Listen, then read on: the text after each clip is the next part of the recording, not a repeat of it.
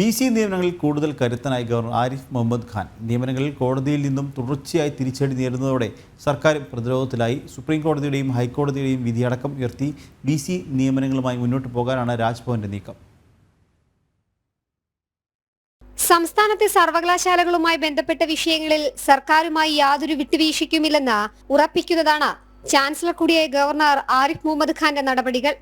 തങ്ങളുടെ എതിർപ്പിനെ മറികടന്ന് സാങ്കേതിക സർവകലാശാല VCയായി ചുമതലയേറ്റതിന്റെ പേരിൽ സർക്കാരിന്റെ കണ്ണിലെ കരടായ ഡോക്ടർ സിസ തോമസിനെ തന്നെ ഡിജിറ്റൽ സർവകലാശാല VCയായി ഗവർണർ നിയമിച്ചത് സർക്കാരിന് മുഖത്തേറ്റ പ്രഹരമായി.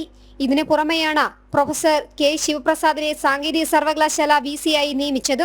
2 സർവകലാശാല VCമാരുടെ നിയമനത്തിലും സ്റ്റേ ആവശ്യം ഉയർത്തിയെങ്കിലും ഇതിൽ രണ്ടിലും ഹൈക്കോടതി നിലപാട് അറിയിച്ചത് സർക്കാരിന് തിരിച്ചടിയുമായി.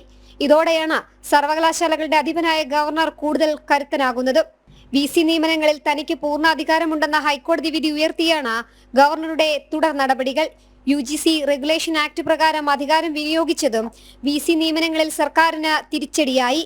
സംസ്ഥാനത്തിന് സർവകലാശാല കാര്യങ്ങളിൽ ഇടപെടാൻ അധികാരമില്ലെന്ന സുപ്രീം കോടതി നിരീക്ഷണവും രാജ്ഭവൻ ഉയർത്തുന്നുണ്ട്. ഇതും ഗവർണർ കോടതിയിൽ അറിയിക്കുന്നതും സർക്കാരിന് നിർണായകമാണ്. സർവകലാശാല ഭേദഗതി ബില്ലിലടക്കം ഗവർണർ ഒപ്പുവെക്കാത്തതിലെ തർക്കങ്ങളാണ് തുടർച്ചയായി ഗവർണർ സർക്കാർ പോരിന് വഴിവെക്കുന്നത്.